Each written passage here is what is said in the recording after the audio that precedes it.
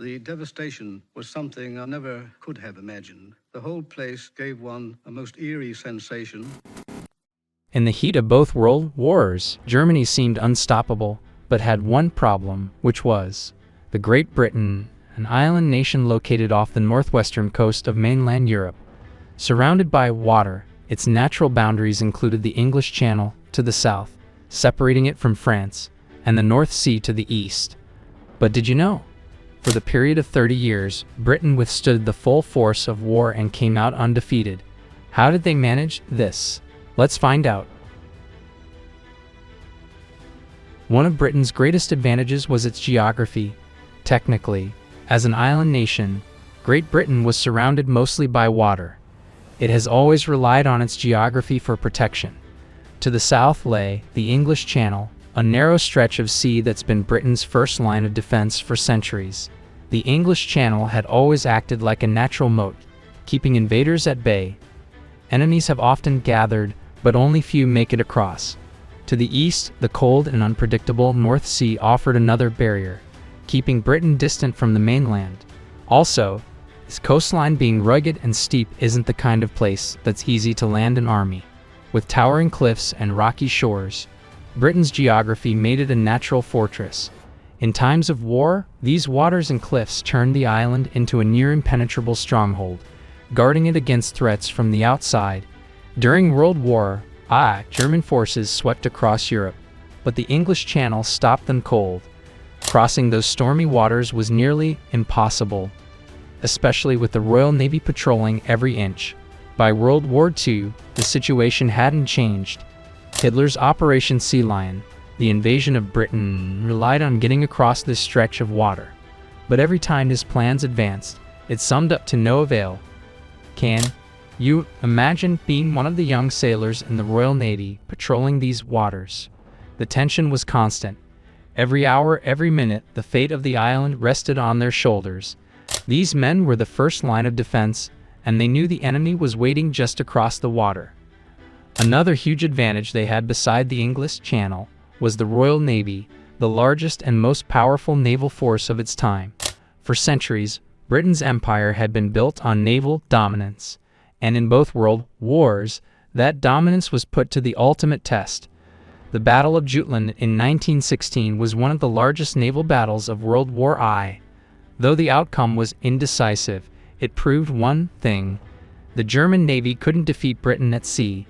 As the German Admiral Scheer retreated, Britain's control over the North Sea was solidified, ensuring the nation would remain protected. Hunting British supply ships in a desperate bid to starve the island.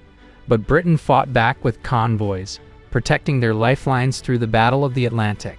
One of those sailors was Thomas Hudson, just a 19-year-old, serving aboard a convoy ship. His job? To keep supplies flowing to Britain from America.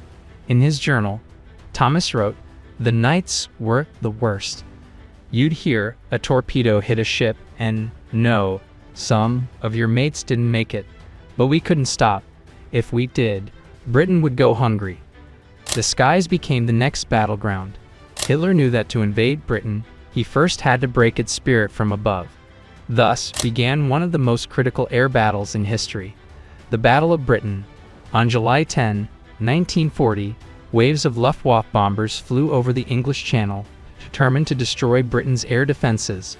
The fate of the island rested on the shoulders of the RAF. Outnumbered, outgunned, but not outmatched, British pilots scrambled to meet the enemy head-on. But it wasn't just skill that gave the RAF an edge, it was technology.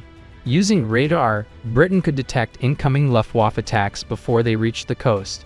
It was a race against time, as RAF pilots like Douglas Bader, a legend who flew despite having lost both legs, took to the skies to defend their homeland. Although the Luftwaffe attacked relentlessly, the RAF never wavered. Day after day, the skies were filled with the sounds of roaring engines, machine gun fire, and explosions. From the stormy English Channel to the mighty Royal Navy, Britain's defenses were formidable. But what do you think was more critical? Its naval power or its air defense? Share your thoughts in the comments below. And if you're finding this story interesting, make sure to give this video a thumbs up. As the Battle of Britain raged, Hitler changed tactics. If he couldn't break the RAF, he'd try to break the people. And so, the Blitz began, a campaign of terror that saw cities bombed night after night. For 57 consecutive nights, German bombers targeted British cities. London, Daventry, Birmingham. No one was spared. People spent their nights in underground shelters, listening to the distant sound of bombs.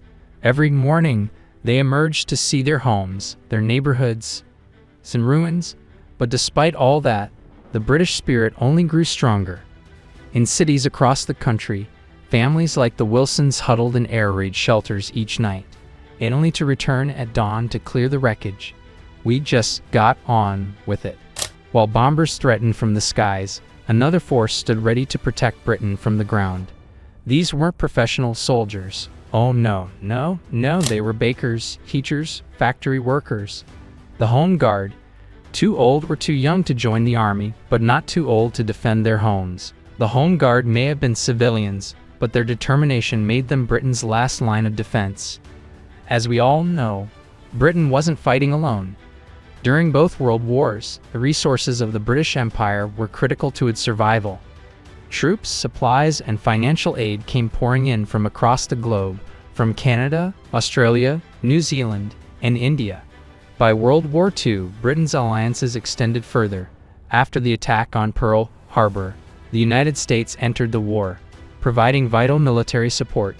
Meanwhile, on the Eastern Front, the Soviet Union battled Nazi forces, forcing Germany to fight on two fronts.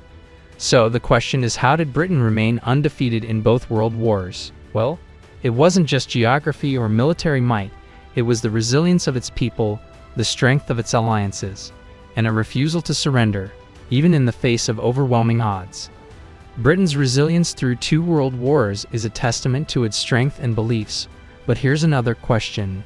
If faced with the same challenges today, could we show the same resolve? Let us know what you think in the comments. And if you haven't already, please hit that subscribe button and ring the bell so you never miss out on our new contents.